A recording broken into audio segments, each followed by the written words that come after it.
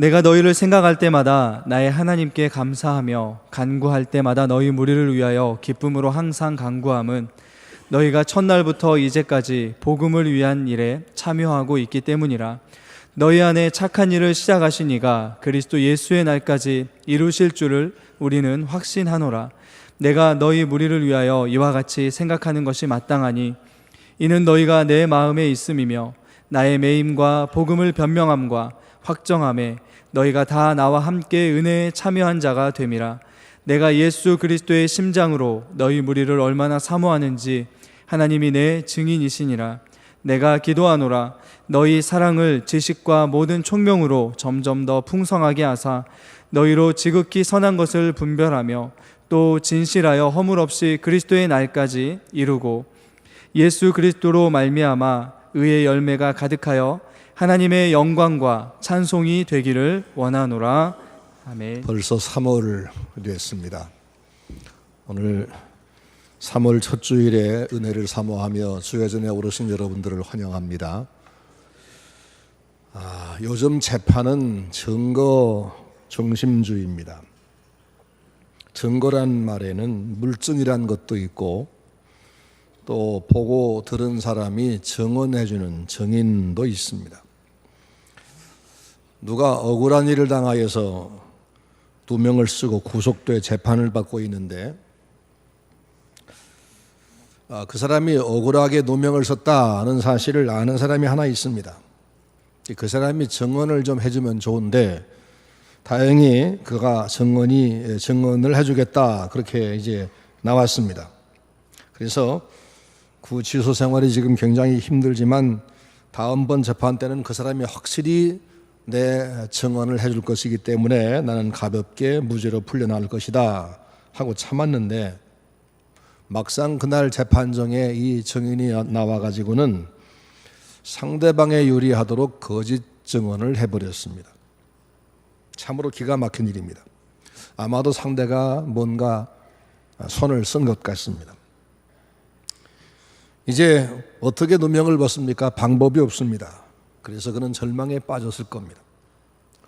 이렇게 세상에는 내 사정, 내 문제를 속속들이 아는 사람도 찾기가 어렵고 또 찾았다고 해도 정말 내 편 되어서 나를 위해서 자기 손해를 감수하고 증언해 줄 사람이 없습니다. 세상은 참된 증인 찾기가 어려운 세상입니다. 근데 오늘 8절 말씀 보면 하나님이 내 증인이시다 그렇게 말씀합니다. 이 빌립보서는 빌립보 교회에 사도 바울이 보낸 편지인데 내가 너희를 얼마나 사랑하는지 아니? 내가 너희를 내 진심으로 사랑한다는 사실을 하나님이 알고 계시고 하나님이 증인이시다 이렇게 말하고 있습니다. 우리가 어떤 오해를 받거나 억울한 사정에 빠져 있을 때 사람들 중에는 그 사실을 그대로 다 알고 증언할 사람은 찾기 어렵지만 진짜 내 모든 사정을 완벽히 아시고 그리고 나를 변호해 줄 분이 있는데 그분이 하나님이시다. 이분밖에 없다. 그런 말입니다. 그러니까 성도는 세상에 살면서 때때로 억울한 일도 당하고 남들 모르는 어려움도 겪지만 그리고 세상에서 누구도 내 편 되는 이가 없고 내 진심을 알아주지 못할지라도 나는 영영 이 누명을 벗을 수 없다 이렇게 설명할 것이 아니라 하나님이 아신다. 하나님이 벗겨주시면 하나님이 해결해 주시면 한순간에 해결된다. 이런 믿음으로 사시기를 바랍니다. 요한계시록에 보니까 예수님을 설명하기를 아멘이시요 충성되고 참된 증인이시요 창조의 근본이시니라 그랬습니다. 세상을 만드신 하나님, 나를 만드신 하나님, 내 폐부를 살피시는 하나님, 게다가 완벽하게 진실하신 하나님, 이분만이 우리의 참 증인될 수 있다는 겁니다. 그리고 우리는 마지막 날에 하나님의 심판대 앞에 선다는 것을 다 압니다. 우리 모두가 내 일생 동안 내가 살고 일하고 먹고 생각하고 행동한 모든 것에 관해서 마지막에 정리하고 재판을 받는 최후의 심판대가 있는데, 그때 그 재판장이 누구냐? 예수님이시다. 그때 내 모든 것을 다 제공하고 그것을 다 드러내고 증언하고 할 분이 누구냐? 역시 그분이 예수님이다. 예수님은 내 모든 것을 다 알고 증언할 증인이기도 하고 심판주기도 합니다. 그러기에 잘못한 사람은 변명의 여지 없이 심판받게 되고, 하나님이 인정할 사람은 누가 아무리 참소를 해도 정인된 그분이 인정하기 때문에 영원한 영생에 가는 겁니다. 하나님은 나의 일거수일투족을 상세히 지켜보시고 모든 것을 아시는 증인이시며, 내가 억울함 당할 때 기꺼이 나의 증인 되시는 증인이시며, 내가 곤경에 빠질 때 건지시고, 그리고 마지막에 선악간 심판하실 심판주이십니다. 이런 분, 이 하나님을 오늘 내가 사랑하고, 내가 그분 앞에서 내 모든 것을 다 열어놓고 그분을 내 증인 삼고 산다는 사실, 이것은 굉장한 특권이고, 이 하나님을 증인으로 삼지 아니하고 그냥 하나님을 알고 있다, 이것은 마지막에 그분에게 심판받을 것이기 때문에 두려운 일인 것입니다. 우린 종종 오해를 받는 일이 있습니다. 본심은 그게 아닌데 내가 한 말 한마디가 오해가 돼서 상대방을 크게 분노하게 하고 수습하기 어려운 곤경을 만들어갈 때가 있습니다. 잘해보자고 한 건데 상대가 그것을 곡해해 받아들임으로써 내가 나의 나쁜 사람이 되어버린 경우가 있습니다. 부부 사이에서도 아내의 진심을 남편이 몰라주는 경우가 너무 많고, 남편의 속마음을 아내가 몰라주고 오해하는 경우가 많습니다. 그럴 때 우리가 하는 말이 있죠. 내 속을 한번 뒤집어 보여줬으면 좋겠다고. 뒤집어 보일 수 없으니까 답답하기 짝이 없습니다.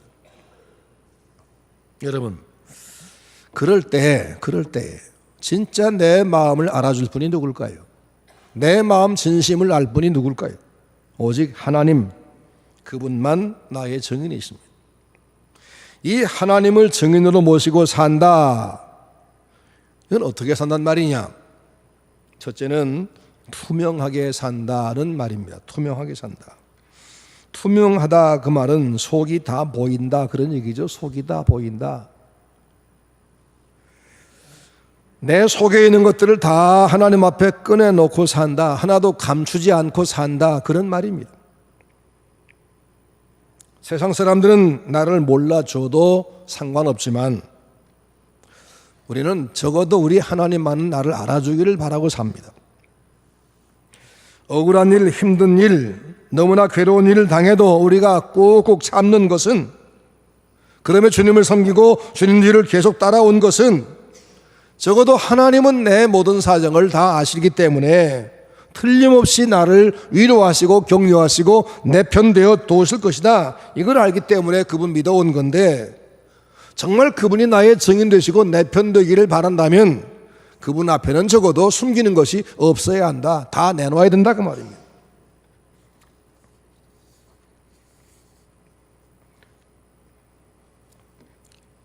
내가 그동안 살아온 삶, 힘들고 어려운 중에도 말씀대로 살려고 애를 쓴 것, 오른손이 하는 것 왼손이 모르게 하라고 그래서 나 몰래 구제하고 섬긴 것, 세상에 누구보다 하나님을 더 사랑했던 내 삶, 날마다 남몰래 무릎 꿇고 하나님 앞에 눈물을 흘렸던 기도의 삶, 이것을 알아주시고 이것을 같이 쳐주시고 여기에 보상하실 분이 누구냐? 하나님밖에 없다.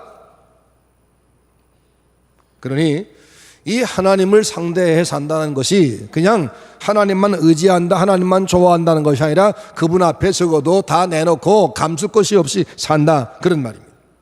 성도는 그래야 됩니다. 그런 사람의 모든 것을 주님이 인정하시고 도우실 겁니다.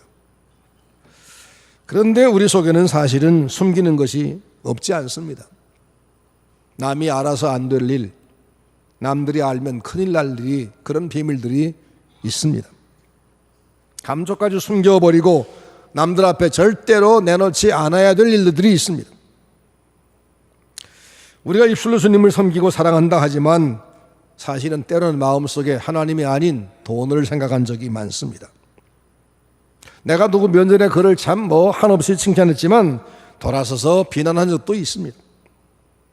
우리 속에는 숨길 수 없는 거짓, 시기, 미움, 살인, 부끄러운 마음, 이런 생각들이 가득 차 있습니다. 우린 그래서 이걸 하나님 앞에 다 내놓아야 한다, 하나님 앞에 내가 투명히 살아야 된다 하면서도 동시에 그분에게 다 투명하게 내놓지 못하는 이런 이중적인 모습을 가지고 있는 겁니다. 그래서 하나님이 내 정인이 되신다는 말이 한편은 너무 고맙지만 한편은 두려운 게 사실입니다.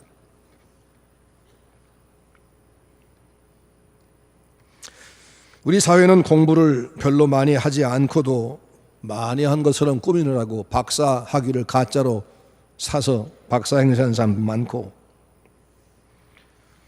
믿음이 없으면서 믿음 있는 체 하고 말만 많이 하는 사람도 많고, 봉사는 안 하면서 사람 많이 모일 때만 앞장서 설치는 사람도 있고, 자기 죄를 숨겨두고 회개하지 아니하면서 자기는 의인인 채 남들의 흉만 들추는 사람도 많습니다. 요즘 우리나라에는 중요한 공직자가 취임하기 전에 청문회를 하는데 그 청문회 현장을 보면 참 우습지요. 청문할 대상자를 세워놓고 질문하는 국회의원들은 그만 자기는 완벽한 의인인 것처럼 하면서 상대방의 그 해묵은 과거의 잘못까지 전부 다 끄집어 가지고 와서 온통 다 공격을 퍼부어 가지고 그 사람이 취임해도 일할 수 없을 만큼 만신창이를 만들어 놓습니다. 그러다가 막상 자기가 장관 후보나 총리 후보가 돼서 거기 서게 되면 언제 그렇게 그 많은 죄를 저질렀는지 어마어마한 죄가 드러나서 청문회 서지도 못하고 물러가는 경우도 많이 보았습니다.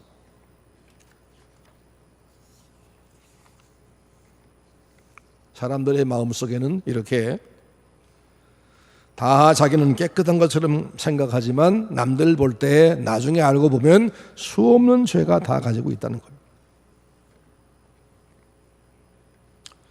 사람의 눈을 속이는 것도 어려운데 하물며 하나님의 눈을 속이겠습니까?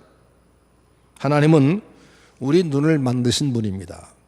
그래서 우리보다 훨씬 더 잘 보십니다. 세상의 만사를 관리하는 분입니다. 그러기에 만사를 다 그분은 다 꿰뚫어 보시고 계십니다. 요즘 모든 사람은 핸드폰을 다 하나씩 가지고 있는데 어느 회사 핸드폰을 사더라도 삼성 걸 사든 LG 걸 사든 애플을 사든 간에 우리나라에서 전화를 하려면 SK나 KT나 LG 이런 데다 가입해야 되면 통신회사에 가입합니다. 이 통신회사는 서로 자기네 기술이 최고다, 자기네가 더 이 망이 잘 깔려있다, 자기네가 속도가 빠르다 하고 가입자를 끌어옵니다. 그런데 소비자가 모르는 게 있습니다. 내가 언제 어디서 누구와 무슨 통화를 했고 어떤 문자를 주고받았는지 이 세세한 사정을 통신사는 다 알고 있다는 사실입니다. 왜?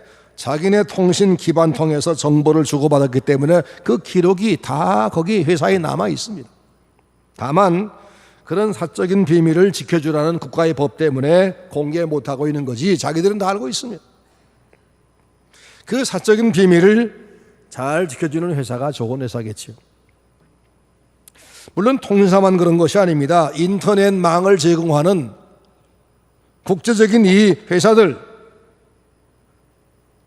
그들도 누구와 무슨 통화하고 무슨 정보를 주고받는지를 전부 다 압니다. 어디서 뭘 사고 무슨 카드 얼마를 결제했고 하는 등 모든 것은 다 통신회사가 압니다. 어떻게 알지요? 통신기기를 만든 회사이기 때문에 알고 그 통신 선로를 깔아준 회사이기 때문에 압니다. 그렇다면 우리를 만드신 하나님은 우리를 모르시겠습니까? 시편 94편 9절 말씀 보니까 눈을 만드신 자가 보지 않겠으며 귀를 만드신 이가 듣지 않겠느냐라고 했습니다. 요즘에 와서 이 말씀 들으니까 실감나지요? 눈을 만드신 하나님이 보지 않겠느냐? 귀를 만드신 하나님이 듣지 않겠느냐? 이 말은 하나님은 모르시는 게 없다는 겁니다. 통신회사도 고객의 사적인 내용을 다 알고 있는데 하물며 하나님이 우리의 사정, 우리의 말, 우리의 심중의 생각들 모를 게 있겠냐고 말입니다. 만약 이것을 끝까지 우리가 하나님이 모를 줄 알고 감추고 있으면 마지막 심판대 앞에서 그분이 드러낼 겁니다. 그러므로 지금 내가 하나님을 증인으로 삼는 참 신자가 되고 싶으면 지금 하나님 앞에 그걸 내놓는 것입니다. 지금 내놓는 겁니다. 솔직히 고백하는 겁니다. 히브리 9장 27절 말씀 보니까 한 번 죽는 것은 사람에게 정하신 것이요 그 후에는 심판이 있다 그랬습니다. 이것은 세상과 시간과 우리 인간을 만드신 하나님이 정한 법칙이므로 어길 수가 없습니다. 따라서 우리가 세상에서 살아갈 시간은 점점 줄고 있고 그분 앞에가 설 시간은 점점 다가오고 있습니다. 이 엄연한 사실을 아는 우리는 뭘 해야 할 것인가? 그 시간이 다가오기 전에 지금 당장에 우리 속에 있는 것을 그분에게 이미 그분 다 알고 있는 것을 내 입으로 고백하는 겁니다. 하나님 아시지요? 제가 이런 죄를 지었습니다. 이런 죄인입니다. 용서해 주세요.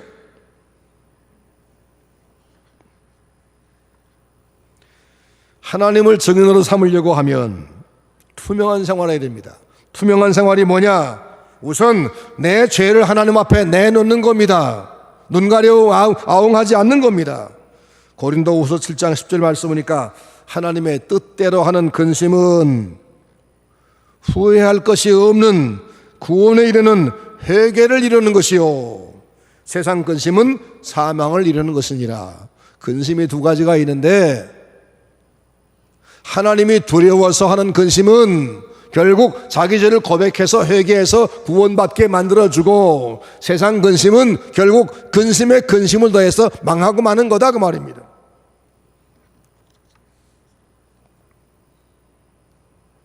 사랑하는 성도 여러분, 우리의 시간들은 얼마 남지 않습니다. 점점 가까워집니다. 하나님의 심판대 앞에 서게 되기 전에 어차피 그날 공개될 걸 지금 여기서 하나님 앞에 열어놓고 투명하게 제가 이런 사람입니다. 용서해 주세요. 다시는 않겠습니다. 이렇게 새로워지는 것이 필요한 겁니다. 그게 바로 하나님을 증인으로 삼은 사람의 삶인 것입니다. 요즘에는 핸드폰에도 비디오 카메라가 달려 있습니다. 우리 손자 손녀들이 노는 모습을 일주일에도 몇 번씩 녹화해가지고 보내주니까 여기서 다 보고 있습니다. 그게 참 재미가 있습니다. 마지막 날 하나님 앞에 서면 주님께서 내가 몇 년도에 며칠 날 몇 시에 어디서 무엇을 했던 것을 딱 틀어놓으시고 이거 봐라, 이건 너지, 이게 너지. 그러지 않겠습니까? 그걸 못 하시겠습니까? 우리 인간의 기술이 하나님의 말씀이 얼마나 정확할 것인가를 이미 입증해 놓고 있습니다. 따라서 이제부터라도 더 이상 숨기지 말고 하나님 앞에 내놓는 투명한 생활을 해야 됩니다. 바울은 자기 추한 과거를 내놓았습니다. 나는 만삭되지 못하여 난자 같은 칠푼입니다. 나는 세상의 가장 작은 자 중에 작은 자입니다. 나는 죄인 중에 괴수입니다. 나는 예수님을 박해했고 스데반을 죽인 놈입니다. 내가 가진 것은 다 쓰레기 같은 것이었습니다. 사도 바울이 자기를 드러내고 투명하게 주님 앞에 공개하는 순간입니다. 시편 51편 3절과 5절 말씀 보니까 다윗 왕의 고백이 나오는데 대저 나는 내 죄과를 아오니 내 죄가 항상 내 앞에 있나이다. 내가 죄악 중에 출생하였으며 모친이 죄 중에 나를 잉태했나이다. 이렇게 고백한 다음에 10절 말씀 보니까 그럼에도 불구하고 내게 자비를 베풀어 달라고 간청합니다. 하나님이여 내 속에 정한 마음을 창조하시고 즉 내 마음을 좀 깨끗하게 해주시고 내 안에 정직한 영을 새롭게 하소서. 나를 주 앞에서 쫓아내지 마시며 주의 성령을 내게서 거두지 마소서라고 했습니다.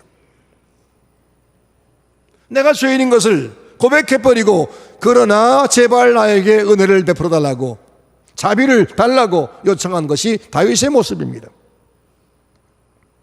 만약에 우리가 하나님이 내 모든 것을 다 아시는 증인이시다라는 것을 인정한다면 하나님이 내 억울한 사정에 증인 좀 대주세요 이것만 구하지 말고 그 이전에 나의 죄를 그분에게 고백을 하고 용서를 받은 다음에 다시는 그 죄를 짓지 말고 반복에 짓지 말고 이제는 하나님 앞에서 하나님 백성답게 의로운 생활하는 것, 이것이 바로 하나님을 증인으로 모신 투명한 삶인 것입니다.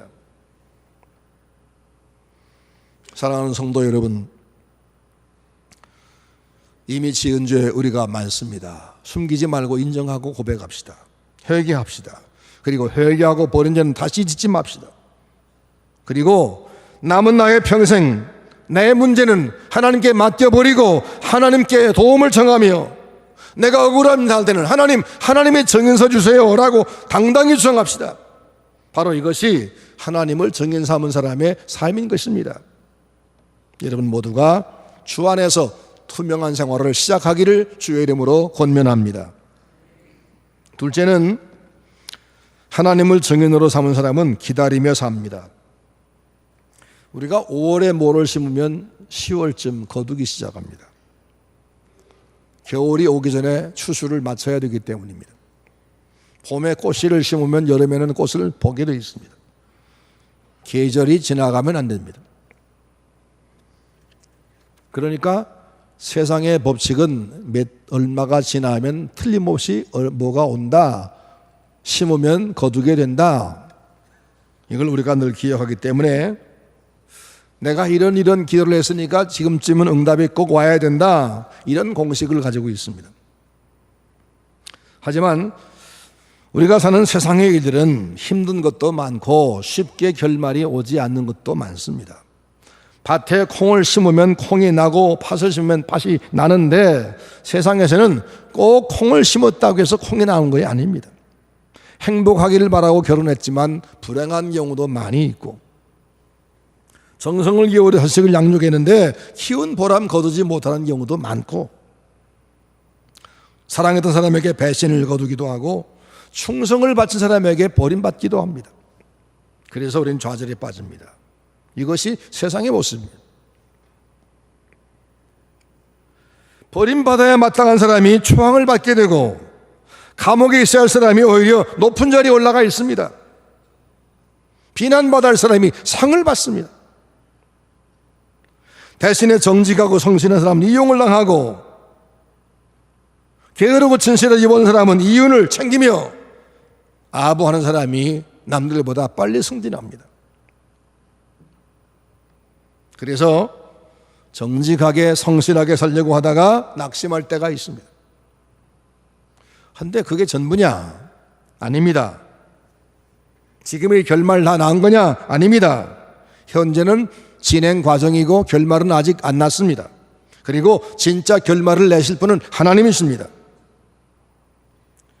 하나님 그분께서 결말을 지어주시고 결정을 지을 때까지는 우리는 기다리면서 용기를 잃지 말아야 합니다. 이게 바로 하나님을 증인 삼은 사람의 모습입니다. 여러분, 계획한 일이 있어서 지금 열심히 하는데 진척이 안 돼서 낙심스럽습니까? 그만해야 되겠다 생각합니까? 기도를 계속하는데 응답 없어서 답답하십니까?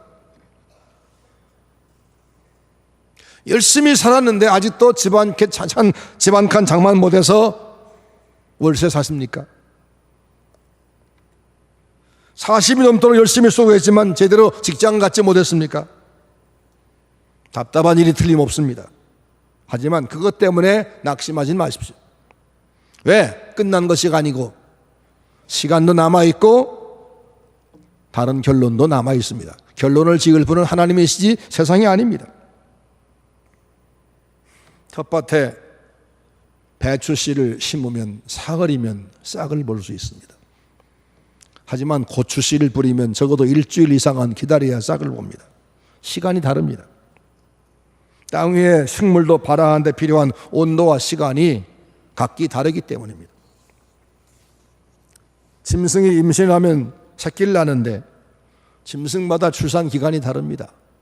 쥐는 3주 만에 출산하고 토끼는 한 달이 걸리고 코끼리는 22개월이 걸린답니다.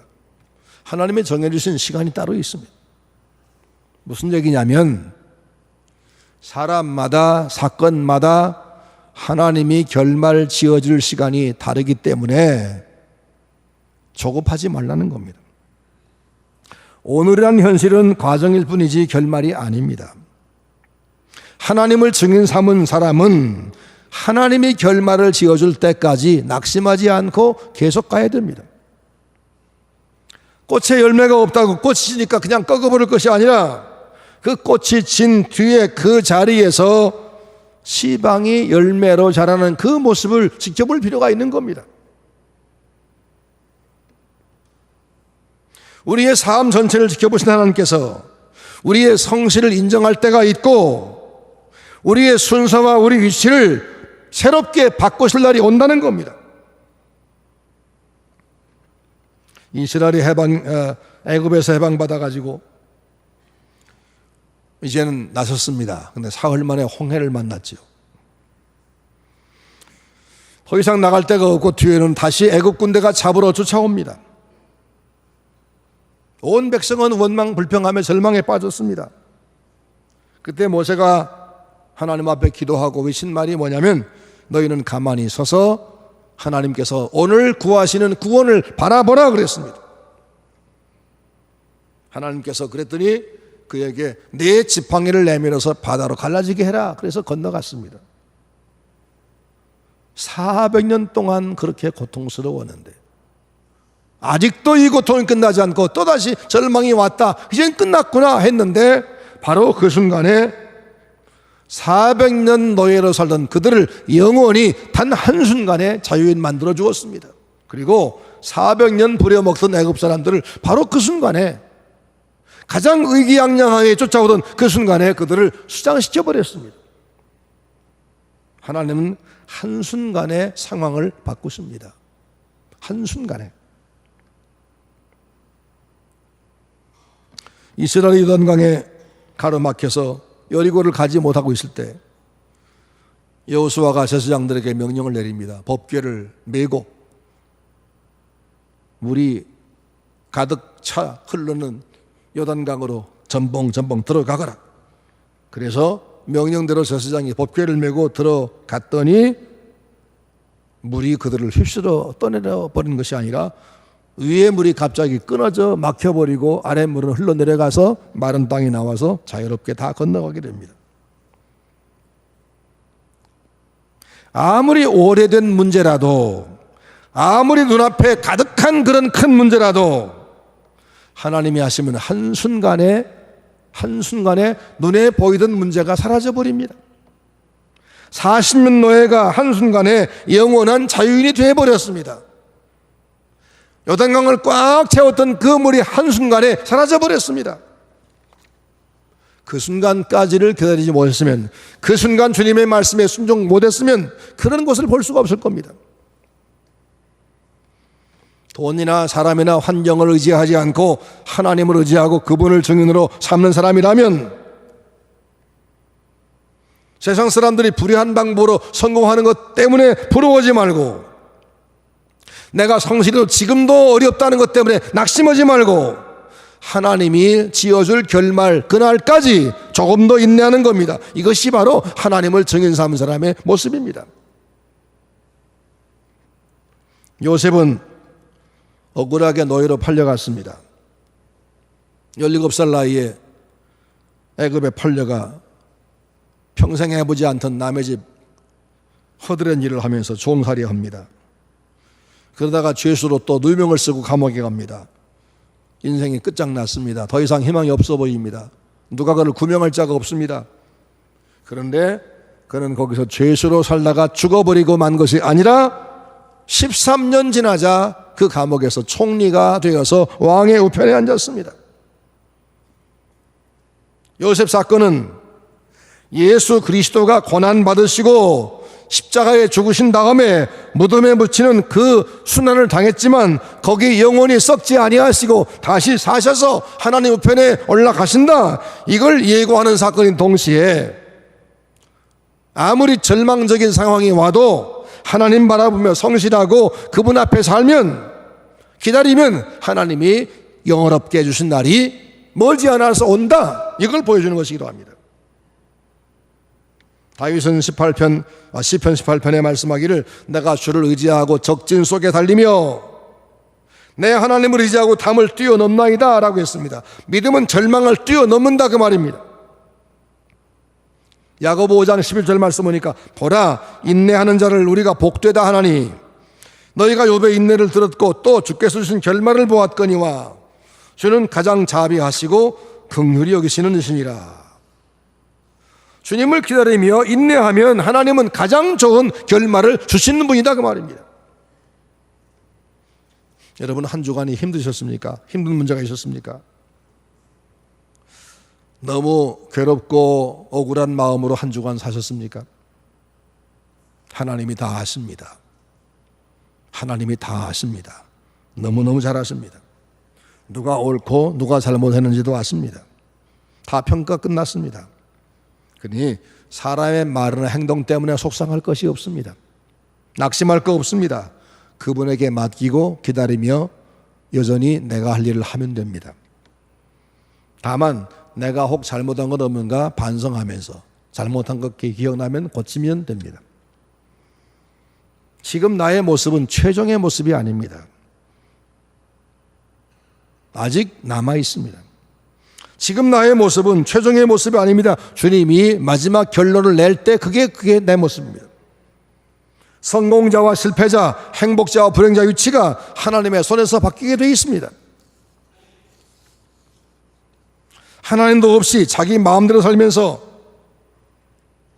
뻐기는 사람들 때문에 기죽지 말고 우리의 진정한 모습을 아시고 나를 재평가할 그분 앞에 차근차근 의롭고 당당하고 진실하게 살면서 오늘을 기다리십시다. 이것이 바로 하나님을 증인 삼은 사람의 삶입니다. 세 번째로 하나님을 증인 삼은 사람은 하나님께만 위로받고 그리고 남들을 위로하면서 살아갑니다.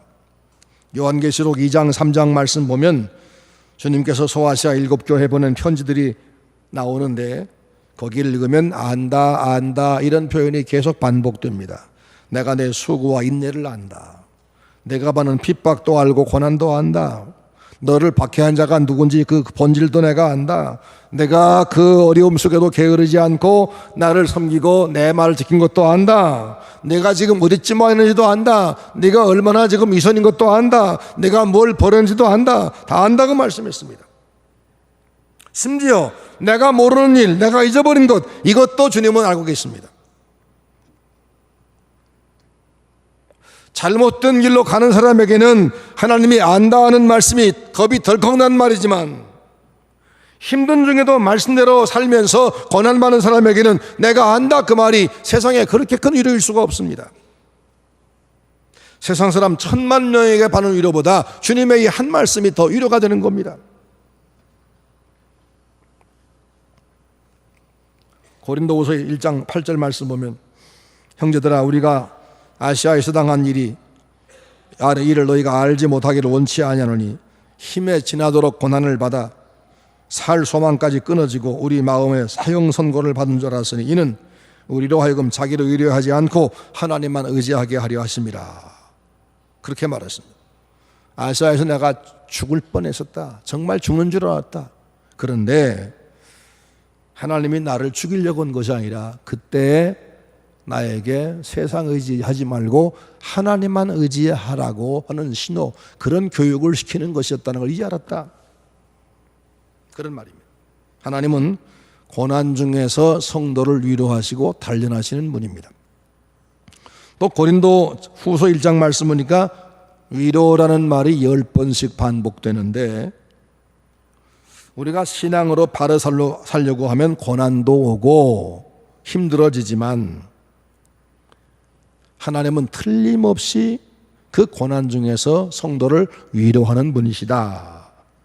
그리고 그 고난 중에서 내가 받은 하나님의 위로가 그 일회성으로 끝나는 것이 아니라 그것이 내게 힘이 되어서 고난을 견디게 할 뿐 아니라 나중에 다른 형제가 그런 어려움 당할 때 과거 내가 주님께 받은 그 경험, 그 위로의 경험을 가지고 남들을 또 위로하게 하시는 분이다 라고 말씀했어요. 하나님은 우리를 위로하는 분이고 위로를 재생산하는 분이라고 말입니다. 여러분, 지난 한 주간 동안 위로하면서 한 주간을 사셨습니까? 아니면 남에게 상처를 주어서 또 위로가 필요한 사람들을 만들고 계셨습니까? 오늘 6절 말씀 보면 너희 안에서 착한 일을 시작하신 이가 그리스도 예수의 날까지 이루실 줄을 우리가 확신하노라 그랬습니다. 주님은 우리를 한 번만 붙들어주고 한 번만 도와주었다가 그가 나중에 또 어려움 빠지고 또 딴 길로 가면 그냥 방치해버리는 것이 아니라 마지막 최후의 순간 심판대 앞에 갈 때까지 끊임없이 그를 책임지고 이끄신다 그 말입니다.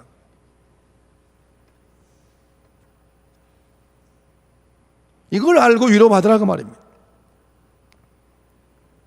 하나님을 증인 삼은 사람은 내가 낙심될 만한 일을 당할 때에도 불평하거나 절망하는 것이 아니라 나의 모든 걸 활짝 열어놓고 하나님 앞에 투명한 마음으로 기도하고 도움을 청합니다. 하나님의 자비를 청합니다. 남들을 원망하거나 사람에게 도움 청하러 가지 않습니다. 답답하면 답답할수록 그분에게 더 가까이 갑니다. 그리고 하나님 앞에 눈물로 차라리 노래합니다. 아시지요, 아시지요, 아시지요 주님. 그러면 뭐라고 말씀합니까? 그래, 내가 안다, 다 안다. 내가 곧 갚아주마. 내가 줄 상이 내게 있어. 내가 내 행한 대로 갚아주리라. 요한계시록 22장 11절 말씀, 보라 때가 가까우니라.